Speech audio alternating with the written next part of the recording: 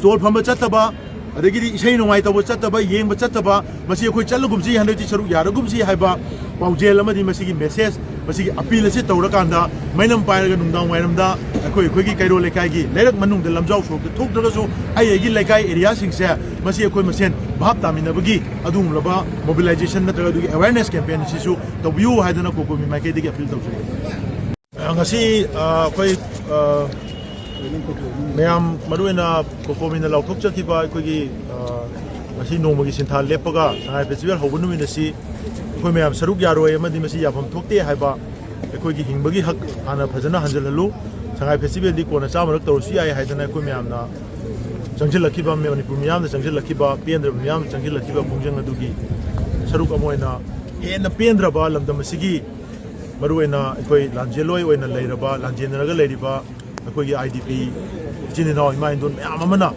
पेंदबा हेनमलकपदगी लंबी सिदा थोलक्तना तौबदगी पुलिसिंग मरक्ता अखोई मुंगनाब थोकतना सोपन यावनरपसी याम लाइबक थीबनी मसी अखोई सुतुक थोन जनिंगदे तौबदबु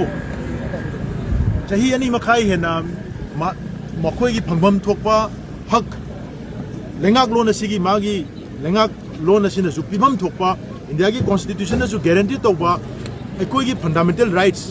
इंटरनली डिस्प्लेस्ड पर्सन सिंग असिगी मागी फंगम थोकपा फंडामेंटल राइट्स अजु चाही अनि मखाई सी सस्पेंड तौरगा फंगनदना लेबदगी कोइरांग खोइसाउनरबा पेंद्रबना पिकथंदना प्रोपोक चालबा मियाम असिना हौरकपा इहौदा अखोई लेरिबा स्टेट की अमदी सेंट्रल की सिक्योरिटी फोर्सेस सिंगना मखोइगा लोइनबिबा मतमदा नुसीना मियो मिचान फजना लेना यो लोइनबिबसी अमरुवाई मैक्सिमम रिस्ट्रेन मेंटेन तौबियु मसिदा ओंजलगा हेना फोर्स सिनबा हेक्ता तौबसे मसि यारिङै अखोइगी स्टेट की फोर्सेस सिंगजिना मदु तौबिदननबा अखोइ अपील तौजगे पेंदना लेरिबसे मखोइना ngasi yum कायरगा चेलगा सिदैसदा कोइ पाइ पाइदना लेबदौना रिलीफ कैंप लेरिबसे स्टेट फोर्स सिंग अदुना मयुम हनगे हाइबदा अथिंगबा पिरइबा कुकी खुलाई पाइबा नार्को टेररिस्ट सिंग अदो मखोइगी मथक्ता चप चाबा चैरा पीबा थबक पाइखपा ngमदबदगी मयुम हनबा ngमदना लेरिबने हाइबसे मसिगी मोरल राइट मसिगी मोरल रेस्पॉन्सिबिलिटी से मसि अखोइ स्टेट की फोर्सेस सेंट्रल की फोर्सेस अमदी पालिबा प्रेसिडेंट रूल की गवर्नमेंट एडमिनिस्ट्रेशन सिना मदुगी रेस्पॉन्सिबिलिटी लौबिगदबनी मदुगी रेस्पॉन्सिबिलिटी दु पुबा ngमद्रकांदा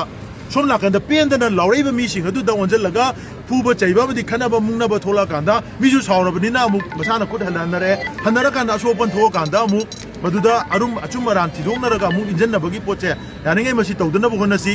अखोइ से बॉयकॉटनी अखोइ सरुक याजरोय हाइबनी नखोइना सिनगनी नमफुदा सिनजनबदो मदु वाहन थोक लेते हाइबनी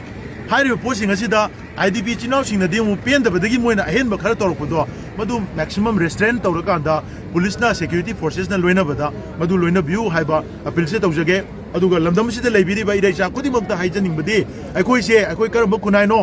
अखोइसे सुमाइना लांजेन हल्लगा थम्मगा मैथक्ता ngौरगा थम्मगा तुमम चाबम खंगदना इसागी इरमदमदा चनिंगम बफमदा चटपा यादना लेरगा अखोइबु हराव कुमै फियोंग असिदा लागा सरुक यारुराव हाइबसे अखोइसि मी मालक्तबा अमदी मसिदा अखोइना चसल्लुबा थोगदी अखोइसि कैसुनतबा संगाई फेस्टिवल अमना अखोइ इसागी काय खुनबा मी अमोइना अखोइ हिंगम थोकपाइगी चाउथुंगना हिंजगदबा मदुगुंबा आइगी राइट आइगी डिग्निटी आइगी सेल्फ रेस्पेक्ट अदो पुनमक योंथोकपा जमानना थोकनी मसि तौबिगनु मयाम सरुक यागुमसी इसागी ओइजबा खरा खकी दमकते स्टोर फमगा मदुदा यासलु मतमदा स्टोर फमगा सेन तानगनी न खलिबा कांगुदो लेबंग मियाम असिगी अनिंगबा अपामबगी मायोक्ता Lakpa अमदी IDP सिंगना ngasi mayum hanba ngamdana leiriba mangkhriba sing siri nakhriba sing adugi thawai sing aduna warogadaba amadi leba apumbagi mayukta tauba leba asu mantingna thoga isagi oijoi tha kitang tanba sagegi maitan asiba haibado chap chana oigani akhoi isa isana khangna hairiba khongkhom sing adu handokbiu masi saruk yabiganu haibase mayamda appeal tawjari loinana lekai gi imai ben ichilinaw maira paibi singnasu ai lekai area da